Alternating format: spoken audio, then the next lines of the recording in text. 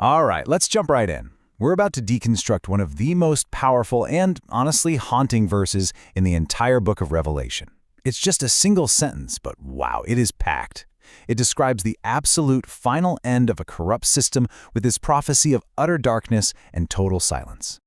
Listen to this. The light of a lamp shall shine no more. The voice of the bridegroom and of the bride shall be heard no more. We're not just talking about a city getting knocked down here. No, this is something way deeper. It's the complete extinguishing of life, of joy, of any divine presence.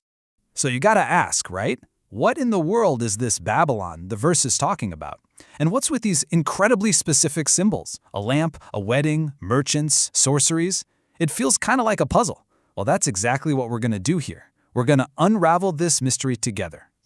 Let's start with that first image, because it's just chillin', isn't it? The light going out forever. And this is so much more than just a citywide blackout. It's a profound spiritual statement. And you know, when you look at the original Greek text, it gets even more intense. It uses this thing called a double negative, ou me. In Greek, that is the most emphatic way you can possibly say no. It's not just no, it's like a cosmic no way, never, ever again. The finality is just breathtaking. This is permanent. So what is this light that's being put out? Well, think back to the Old Covenant temple. There was a physical lamp, the menorah, that was always kept burning as a symbol of God's presence. But here's the thing. It was stuck in a building, and it needed people to constantly tend to it. This verse is basically saying, that whole system, it's over. It's being replaced by the true light, Jesus himself, who is eternal, who needs nothing, and who shines inside every single believer, not in some building. And this lines up perfectly with what Jesus himself said, right? I am the light of the world. You see the connection? The physical lamp in this old Babylon system goes dark precisely because the true spiritual light is no longer there. God's presence has left the building, so to speak. Okay, so the light is out. Now let's talk about the second part, the silence. And again, this isn't just any old quiet. It's a very specific, very meaningful silence. The kind of silence you'd get when a wedding party just vanishes. All through the Bible, the most beautiful picture we get of the relationship between God and his people is a marriage. God is the bridegroom, and his people are the bride. So that sound, the voices of the bride and groom, that's the sound of fellowship, of love, of authentic worship. To say that voice is silenced, well, that's saying the relationship itself is over. So why did the party stop in Babylon? It's because the whole relationship got this massive upgrade. The old way was kind of exclusive, tied to one place and one nation. But when Jesus was crucified, boom, the temple veil rips, symbolizing that God's presence wasn't stuck in a building anymore. The bridegroom, Jesus, has a new bride now, the church. And this bride is global, made of anyone and everyone who believes. So the joyful voices, they're not in that old, empty religious structure anymore. They're with the new universal church.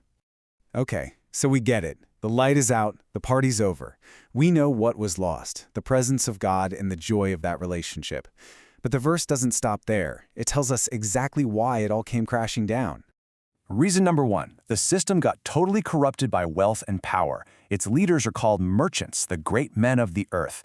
These were people who cared way more about worldly influence, control, and greed than they did about actual spiritual truth. The whole thing turned from a relationship into a corrupt business. And then there's the second reason. And honestly, this one might be the real kicker. It says the system fell because of its sorceries that deceived everybody. Sorceries? What does that even mean here? Well, if we look at the original Greek word, it's a real eye-opener. The word is pharmakia. Sound familiar? Yeah. It's where we get our word pharmacy. And while it can mean magic, the real sense here is something more like spiritual intoxication, like being drugged. It's about feeding people false doctrines and manipulative teachings, all disguised as holiness, to mislead and control them. It's a deception that spiritually enslaves people instead of setting them free. So let's just pull this all together. It's pretty clear, isn't it? Every one of these symbols points to a spiritual reality. The lamp goes out, God's true presence is gone. The wedding goes silent, authentic worship is gone. You see merchants? That's a system that's been taken over by greed. And you hear sorceries? That reveals a whole foundation built on spiritual deception.